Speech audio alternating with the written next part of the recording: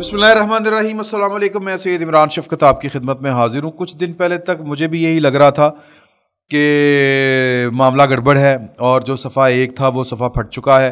कुछ इन्फॉर्मेशन इस तरह की आ रही थी लेकिन चीज़ें कंट्रोल में कर ली गई। फैसल वाडा साहब जो गुफ्तगू कर रहे हैं वो क्या है और जनरल आसिम मुनीर साहब के इरादे क्या हैं, ये दो मुख्तलिफ़ चीज़ें हैं। और जो एक पाकिस्तान का बड़ा आइनी ओहदेदार जो फनकारी दिखाने की कोशिश कर रहा था, कर रहा है, वो शायद इमरान खान साहब को बचाने के लिए अपना कोई किसी किस्म का किरदार अदा ना कर सके। इस सारी बात को समझने के लिए हमें थोड़ा सा कुछ इन्फॉर्मेशन है वो मैं आपके साथ शेयर करूँगा। तो ज़ाहिर है कि इन्फॉर्मेशन की बेस के ऊपर ही हम बात करते हैं तो चीज़ें, पिक्चर जो है जिसको कहते हैं ना, मंजर ज़रा क्लियर हो जाएगा, सूरत हाल में क्लियरिटी आ जाएगी। ठीक है, चल क्या रहा है, हो क्या रहा है। दो बातें। पहली बात कि फैसल वाडा साहब जो हैं वो, मेरा ये ख्याल है कि उनको कुछ उनकी दोस्तियां जो हैं, जो सिस्टम के अंदर लोग मौजूद हैं वो उनके साथ उनकी दोस्तियां हैं। कल उन्होंने एक प्रोग्राम में बैठ के बात की, तो जब वो बात करते हैं, इवन फैसल वाडा साहब उस जगह के ऊपर भी थे जहाँ पर तमाम मीडिया मालकान को बुलाया गया था और वो कोई 5 मिनटी 3 मिनटी उनको उन्होंने कह दिया था कि आज के बाद मतलब आप ने जिसने इमरान खान साहब का साथ देना है हम उसको रोकते नहीं हैं, लेकिन उनकी मर्ज़ी है। लेकिन हमने 9 मई वाला वाक़या जो है ना, ये हमने भूलना है ना किसी को भूलने देना है, और जो जो इसमें मुलव्वस है उसको इसका हिसाब देना पड़ेगा। तो बड़ा कैटेगोरिक जो था वो था पैगाम। और फिर उन्होंने कहा कि जी कि मुझे अमूमन आप लोग जो है वो डर्टी हैरी के नाम से जानते हैं और आज आप मुझे देख भी लें। और उन्होंने उसमें ये कहा कि इमरान खान का नाम मतलब कुछ आपको ख़ुद ख्याल करना चाहिए, वो पेड कंटेंट आप चला रहे, इस तरह की उन्होंने बातें की थी। तो वो बड़ी जल्दी मीटिंग ख़त्म हुई। उस मीटिंग में जो गैर सहाफ़ी एक शख्सियत वहाँ पर मौजूद थी, गैर फ़ौजी, गैर कोई जिसको आप कहते हैं रियासती मनसबदार कोई पर्सनैलिटी, या फिर गैर सहाफ़ियाना जो शख्सियत थी वहाँ पर जो मौजूद थी, वो फैसल वाडा साहब थे। फैसल वाडा साहब अगर कल बैठ के किसी टीवी के प्रोग्राम में ये बात कह रहे थे कि जी के पहले इमरान खान साहब अपने आप को नागुज़ीर समझते थे कि उनके अलावा यानी हमारे जो इस्टेब्लिशमेंट है उनके पास इमरान खान साहब ने कहा था ना वहाँ पर बैठ के पार्लियामान में खड़े होके, वज़ीर आज़म इमरान खान साहब ने, मेरे अलावा ऑप्शन कोई नहीं है। तो फैसल वाडा साहब कह रहे हैं कि पहले इमरान खान साहब को ये गलत फहमी थी, अब PDM वालों को गलत फहमी है कि मेरे जो कह लें कि हमारे अलावा और कोई ऑप्शन नहीं है। तो ये गलत सोच रहे हैं, ऑप्शन होती है, इस तरह की वो बात कर रहे थे। अब इस मैसेज को अगर आप डीकोड करें तो लामहला ये तासुर ये जाता है कि ये पाकिस्तान के कुछ ताकतवर लोगों की कोई ज़ुबान है, कोई पैगाम है, कोई मैसेज है जो फैसल वाडा साहब की ज़ुबान के ज़रिए जो है वो पब्लिक हो रहा है। तो ये कॉमन सेंस यही कहती है, इसकी जो पॉलिटिकल कॉनोटेशन है वो भी यही कहती है।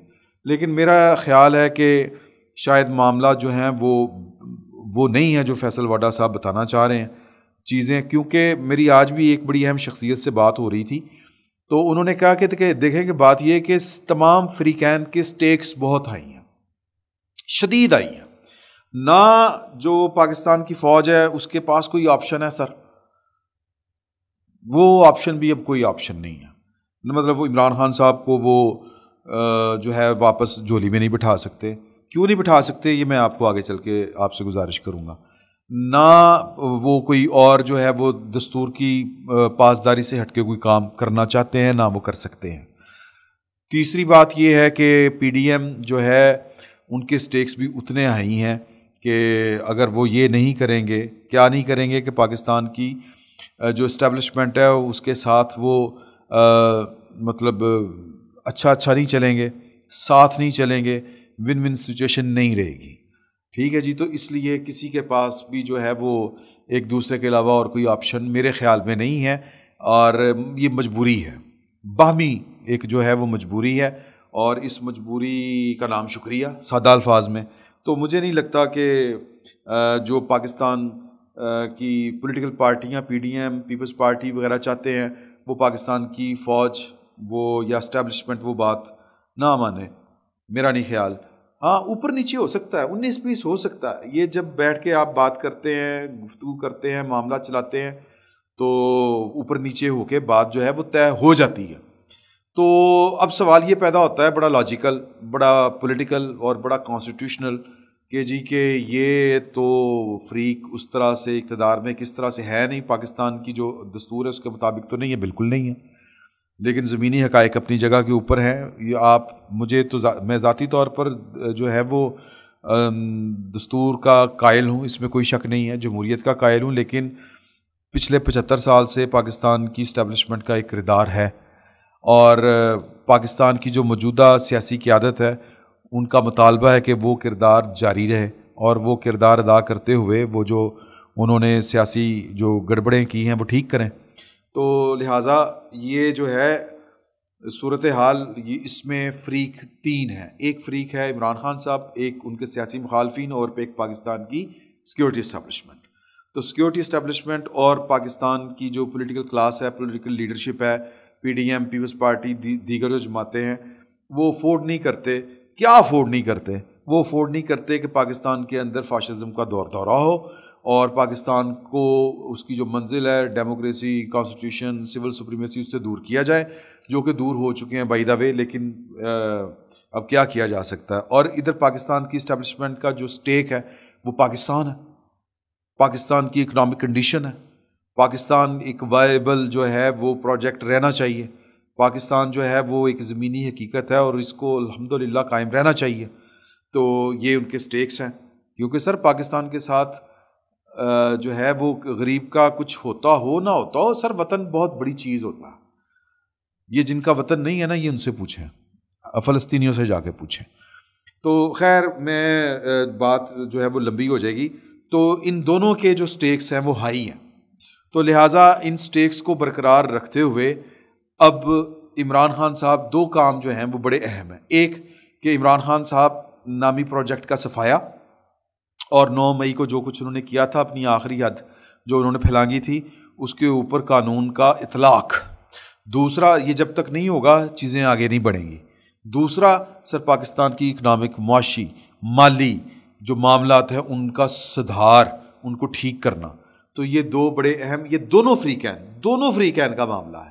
تو اب اس میں اگر چیف جسٹس آف پاکستان خواجہ حارث صاحب عمران خان صاحب کے وکیل سے ملاقات کرنے کے بعد جو رجسٹرار آفس ہے وہ توشہ خانہ کیس جو پہلے ڈسپوز آف ہو چکا ہے جسٹس یحییٰ آفریدی، جسٹس مسرت ہلالی صاحبہ کے بینچ کے روبرو، اور پھر اسلام آباد ہائی کورٹ اس کو علیحدہ سے ڈسپوز آف کر چکی ہے. ان کی داد رسی اس نے نہیں کی اس طرح سے. داد رسی کیا ہے کہ جی دلاور صاحب جو ہیں، جو جج ہیں، ایڈیشنل سیشن جج اسلام آباد، وہ جو توشہ خانہ کیس میں وہ جو ریفرنس میں وہ جو سماعت کر رہے ہیں، ٹرائل کر رہے ہیں، وہ روک دیا جائے یا کسی اور جج کے پاس بھیج دیا جائے.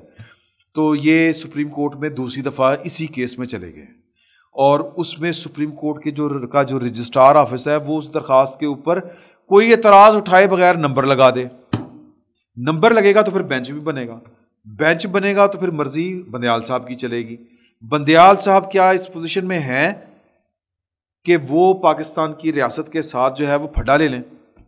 پاکستان کی ریاست کے 2 اہم فریق جو طے کر چکے ہیں کہ اگر عمران خان صاحب ہیں تو پھر پاکستان نہیں ہے. یہ ہو سکتا ہے غلط خیال ہو، لیکن ان کا یہ خیال ہے.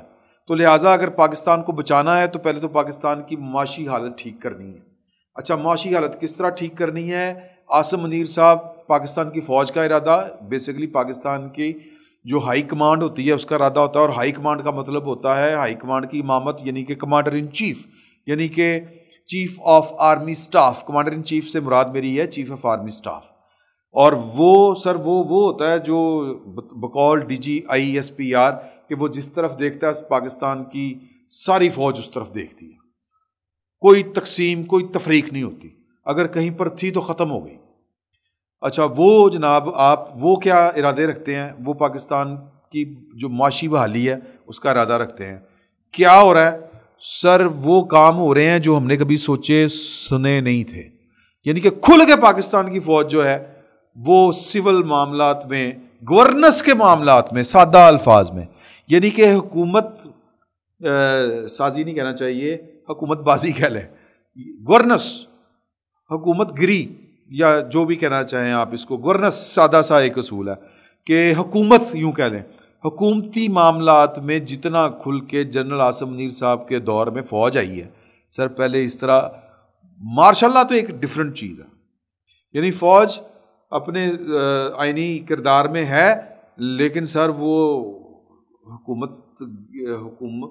گورننس میں حکومت گری کہہ لیں اس کو، اس میں وہ کھلی مداخلت کر رہی ہے۔ کیسے سر؟ ایک انیشیٹو لینڈ انفارمیشن، ایک گرین پاکستان انیشیٹو کے تحت land information and management system LIMS جس کو کہتے ہیں سر، وہ متعارف کروایا گیا ہے، اور پورے پاکستان کی جو زمینیں ہیں ان کی ساری پیمائش کیا ہے، وہ وہاں پر کیا اگ سکتا ہے، کیا ہو سکتا ہے ٹیکنیکلی۔ جو ناقدین ہے نا اس پاکستان کی فوج کے موجودہ کردار، جو پاکستان کی فوج نے جنرل عاصم منیر صاحب کے کمانڈ میں جو ذمہ داریاں ازیوم کی ہیں یا وہ مطلب جو ڈیوٹیز وہ ڈسچارج کر رہے ہیں، ان میں ان پر ان کے جو ناقدین ہیں وہ کہتے ہیں کہ آپ نے پوری پاکستان کی زمینیں پکڑ کے فوج کے حوالے کر دی۔ میرا جو ہے وہ سیاسی طور کے اوپر جو ہے وہ میں ابھی اس پر کوئی فیصلہ نہیں کر پایا کہ وہ بات ٹھیک ہے کہ غلط ہے، کیونکہ پاکستان کے جو مسائل، اچھا یہ پھر آگے چل کے بات کریں گے کہ ایسا کیوں ہوا۔ تو اگلا آ جائیں، ایک ہے special investment facilitation council SIFC۔ یہ جناب اس کے بڑے کام ہے سر کہ یہ ون ونڈو آپریشن ہوگا۔ اگر پاکستان میں غیر ملکی سرمایہ کاری آنی ہے تو جو 75 قسم کے 350 NOCs جو لینے پڑتے تھے وہ اب نہیں لینے پڑیں گے۔ ون ونڈو آپریشن، فوج معاملت کرے گی، فوج جو ہے وہ یعنی کہ سہولت کاری کرے گی فارن انویسٹرز، اور فارن انویسٹرز کون کون بتائے جا رہے ہیں؟ سعودی عرب، UAE، چین، رشیا، آسٹریلیا، اور پتہ نہیں کون کون سے ممالک بتائے جا رہے ہیں۔ اچھا پھر جناب اسی طرح جو ہے وہ اس میں ایگریکلچر، IT، پاور، منرلز اور دیگر جو پروڈکشنز ہیں اس کے اوپر فوکس ہوگا۔ تو اب کل ایک سیمینار بھی ہو رہا ہے منرلز کے، مائنز کے اوپر، مائنز اینڈ منرلز جو آپ کہہ لیں، اسلام آباد میں وزیر اعظم بھی ہوں گے اور چیف آف آرمی اسٹاف بھی ہوں گے سرینا میں غالباً۔ تو اب سوال یہ پیدا ہوتا ہے کہ پاکستان کی فوج جو ہے وہ اتنا ڈیسپریشن کے ساتھ جو گورننس کے معاملات ہیں، ایک طرح سے گورننس اور پالیسیز کے معاملات، ان میں ان کے فٹ پرنٹس اتنے نمایاں ہیں کہ باقی سب جو ہمیں ختم ہو چکے ہیں۔ سر پرائم منسٹر ہاؤس میں 2 میجر جنرل 10 بریگیڈیئر اس وقت بیٹھ کے اسپیشل انویسٹمنٹ فیسیلیٹیشن کونسل کے معاملات دیکھ رہے ہیں۔ سر سول بیوروکریسی جو ہے وہ وائپ آؤٹ ہو چکی ہے، وہاں سے دن رات کام ہو رہے ہوتے ہیں۔ اب سوال یہ پیدا ہوتا ہے کہ جنرل عاصم منیر صاحب کو انہوں نے یہ فیصلہ کیوں کیا؟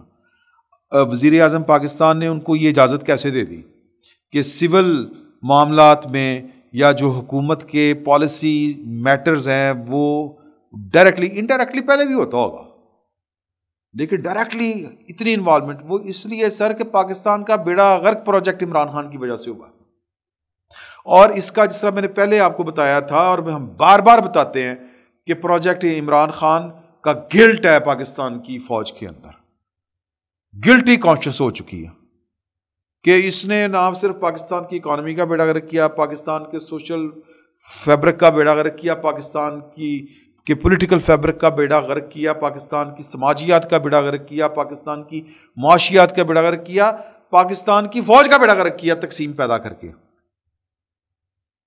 تو یہ بیسیکلی ایک کام آپ کو نظر آ رہا ہے کہ پاکستان کی فوج جو ہے اس نے پاکستان کی اکانومی کو سیدھا کرنے کے لیے چھلانگ لگا دی ہے، میدان میں کود پڑی ہے۔ اور دوسرا، اچھا یہ اچھا ہے برا ہے، اب عموماً ہوتا یہ ہے کہ جب اوور جو ہوتا ہے نا چیزیں وہ ٹھیک نہیں ہوتی، لانگ رن میں، لانگ ٹرم جس کو ہم کہتے ہیں، اس میں ٹھیک نہیں ہوتی، ان کے نتائج کے بھی اچھے ہی نکلے۔ تو اب یہ میں اس پہ فی الوقت کچھ کہنے کی پوزیشن میں نہیں ہوں، I am confused, much confused. اصول تو یہ ہے کہ پاکستان کی جو منتخب حکومت ہوتی ہے اس کو یہ کام کرنے چاہیے. لیکن یہ بھی پاکستان کی منتخب حکومت کوئی منتخب حکومتوں میں سے نہیں تھی. یہ وہ جتھا تھا یا یہ وہ دھڑا تھا جس کا راستہ روکا گیا تھا اور پاکستان کی فوج نے روکا تھا.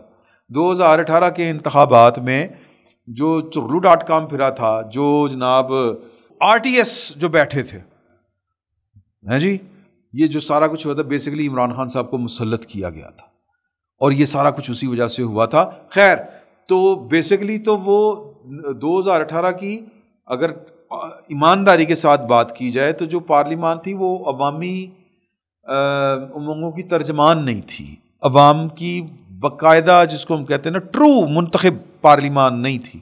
وہ تو ایک پولیٹیکل انجینئرنگ کا شاخسانہ تھی, نتیجہ تھی. تو مجھے لگتا ہے کہ پاکستان کے عوام کا اس سارے عمل میں عمل دخل کم ہی ہے. تو اگلے جب انتخابات ہوں گے تو پھر وہ جو گورنمنٹ آئے گی اس کو آپ اگر وہ بھی ٹھیک ہو گئے تو اس کو, اور پھر عمران خان صاحب والا جو پروجیکٹ چلایا گیا تھا, جو جس طرح بھی جو کچھ بھی کیا گیا تھا وہ ان نیچرل تھا. وہ جب تک اس کو وہ مطلب کہہ رہے ہیں کہ اس کی واپسی کے گیئر نہیں لگتے یا اس کو اس کی آنے والی تھاؤں کے اوپر نہیں بٹھایا جاتا تو تب تک تو جو ٹرو جس کو کہتے ہیں گورنمنٹ وہ تو کوئی گورنمنٹ نہیں ہوگی. تو ابھی جو ہے یہ جس کو ہم کہتے ہیں نا ڈیجورو اور ایک ڈیفیکٹو, یہ ڈیفیکٹو گورنمنٹس ہیں, ڈیفیکٹو جو ہے الیکٹڈ فورمز ہیں ہمارے. تو بس چل رہا ہے کام. تو کہنے کا مقصد یہ ہے کہ منتخب حکومتوں کو ہی یہ والی پالیسیز بنانی چاہیے اور ان پر کام کرنا چاہیے. لیکن چونکہ اب ٹرو الیکٹڈ گورنمنٹ ہمارے پاس ہے کوئی نہیں, ایمانداری کی جو بات ہے, یہ تو ایک بندوبست ہے جو فی الوقت چل رہا ہے اور دیکھیں کب تک چلتا ہے. تو دو کام جب تک نہیں ہونے سر چیزیں جو ہیں, یعنی آپ سمپل سادہ سی بات ہے کہ عمران خان صاحب آپ کو بچتے ہوئے نظر نہیں آتے اور پاکستان کی فوج جو ہے وہ اپنی جو چیزیں انہوں نے کھلاری تھی, بکھیری تھی, ان کو وہ سمیٹ رہی ہے, جن میں ایک عمران خان صاحب بھی ہیں. عمر عطا بندیال صاحب عمران خان صاحب کو جو آج کارروائی انہوں نے ڈالی ہے بچانے کی کوشش اگر انہوں نے کی تو سر وہ کیا کوشش ہونی ہے, کچھ بھی نہیں ہونا. پوائنٹ اس میں یہ ہے کہ پاکستان کی فوج اور پاکستان کی جو اس وقت کی جو گورنمنٹ ہے یہ ان دو معاملات کے اوپر ان کے درمیان کسی بھی قسم کا اختلاف نہیں ہے. اور عمر عطا بندیال صاحب عمران خان صاحب کا چاہتے ہوئے بھی ساتھ نہیں دے پائیں گے. باقی اللہ کی مرضی. فی الوقت اتنا ہی. بہت بہت شکریہ.